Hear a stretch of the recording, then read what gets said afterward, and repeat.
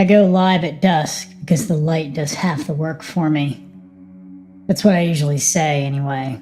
The truth is, the first time I streamed at that hour, someone in chat asked me why I'd chosen it so precisely, and I didn't have a real answer.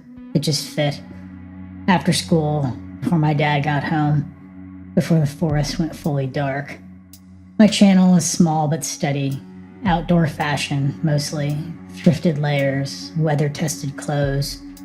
I talk about how fabrics behave in damp air, how certain colors flatten against cedar, how boots sound different on needles than on gravel.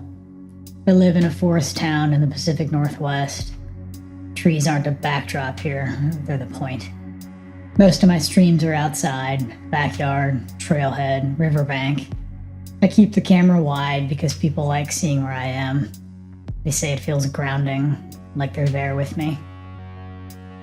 The night this started, I was behind the house, standing where the grass thins and the trees begin. There's a narrow trail there, not official, just dirt pressed down by years of boots and dogs and people cutting through instead of walking the road. The sun was down, but not gone. Everything smelled like wet and green. "Hey everyone," I said, adjusting the phone on the tripod. "I'm testing the wool layer tonight. It rained earlier, so the air is still holding a lot of moisture." You could see the tree line behind me, moss on the trunks, ferns clustered low, the trail dipping out of sight about 20 yards back. About 15 minutes in, someone asked if I was alone. I smiled automatically. "Yeah, my dad's at work." There was a pause in the chat that felt longer than it probably was. Then another message appeared. "Is someone with you?" I glanced over my shoulder. Trees, shadow, nothing else. "Just the trail," I said. "People use it sometimes." Someone responded, "They stopped when you turned." I laughed because it sounded like a joke. "Compression artifacts, maybe," I said. "Dusk messes with shadows." A few laughing emojis scrolled by. Someone changed the subject.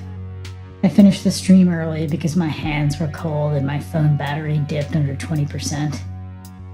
I didn't think about it again until the next morning. One of my regulars had clipped part of the stream and sent it to me. 30 seconds, no caption, just the video. I watched myself talking about sleeve length and moisture retention. Behind me, near the edge of the trail, something darker than the rest of the forest shifted. Not quickly, not dramatically, just enough to feel deliberate. I watched it again and again. I zoomed in until the pixels broke apart. I told myself it was nothing, shadows stacking, leaves moving unevenly, compression exaggerating contrast. I've explained worse things away before. I didn't respond to the message. I didn't bring it up on stream. The second time happened a week later. I was live from the old logging road by the river, testing how the jacket handled wind. The camera was angled so the water and the far bank filled most of the frame. It was earlier than usual, full daylight, no excuses about fading light. Someone in the chat asked if the guy behind me was part of the stream.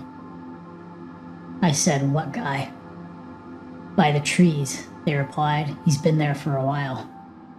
I turned slowly.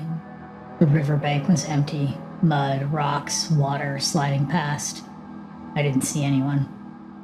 When I turned back, the chat started moving faster than I could read. People disagreeing about where he'd been standing. Someone said boots, someone else said a jacket. One person said he hadn't moved at all. I felt stupid standing there and rotating slowly like I was part of a joke. For a minute, I thought it was one. "I think you're messing with me," I said, trying to keep it light. But the chat didn't slow down. My phone buzzed with a low battery warning. 10%. I latched onto that. "All right," I said. "We're calling it. My battery's dying." And I ended the stream without signing off. That night, I went back to the spot alone. I told myself I just wanted to see it in person, to close the loop, to prove to myself that nothing was there. The mud near the bank still held footprints. They were clear enough to see the tread, clean edges, not softened by water, leading away from where I'd been standing, not toward me. I checked the weather on my phone. No rain since early morning. I crouched and pressed my thumb into the mud nearby. It barely gave. I stood there longer than I meant to, long enough to feel embarrassed for caring, long enough for the quiet to feel heavy instead of peaceful. I took a picture. Then I stared at it for longer before deleting it. After that, I started changing things. I streamed at different times, different locations. I widened the frame until the forest felt farther away, more like a backdrop than something I was inside. I stopped mentioning specific trails. I avoided the area behind the house entirely. People noticed. They asked where my usual spot was, why the streams felt different. A few joked about the forest guy. I laughed it off, but I started blocking anyone who pushed too hard. Blocking didn't help. New accounts showed up. Fresh usernames, same questions, phrased just differently enough to feel accidental. I realized how little I could actually control and how little control I actually had over who was watching me. How easy it was to watch without being seen. One night, I sat on my bed with the stream preview open and my thumb hovering over the Go Live button. I didn't need to stream that night. I had enough content. I could have skipped it. I even typed out a post about taking a break. Instead, I deleted it and went live anyway. I told myself consistency mattered. The third time happened back behind the house. I told myself I was reclaiming the space. I went live just before the sunset and joked about it. If you see Bigfoot, I said, please clip it, smiling. The camera was wide enough to show the entire tree line. The cedar with the moss, the dip in the trail, everything visible, nothing hidden. 10 minutes in, someone asked why I kept glancing past the camera. I hadn't realized I was. Don't move, someone typed. There's a shadow where the trail drops. I stayed still. The woods were quiet in a way that made my ears feel full. It's closer than before, another message said. Not on the trail. My phone vibrated in my hand. Not a notification, just that subtle shift when the signal changes. I became aware of how exposed the clearing was, how quickly sound disappeared once it hit the trees. I think it's just the light, I said, but my voice sounded thin, even to me. Someone else typed, it moved when you said that. Second cedar. I couldn't see the tree. I always framed it deliberately because the moss climbed in a spiral. I didn't turn around. I should have ended the stream, I knew that. Instead, I stepped forward, keeping the camera pointed outward, like documenting the forest was a kind of protection.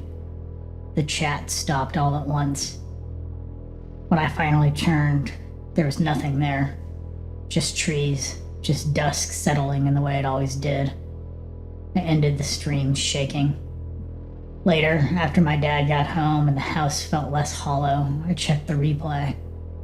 There was nothing in the footage. No shadow, no figure, no movement that didn't belong to leaves and light. But the chat log was still there. Messages timestamped seconds apart. Different people describing the same thing, the same distance, same tree, and one final line right before everyone stopped typing. It only gets closer when you're live. I haven't streamed since. Sometimes, when I walk the trails in daylight, I notice places where the ground is pressed down differently, like someone stood there for a while. I don't know if anyone ever really saw what they think they saw, but I do know this. I taught people where to look.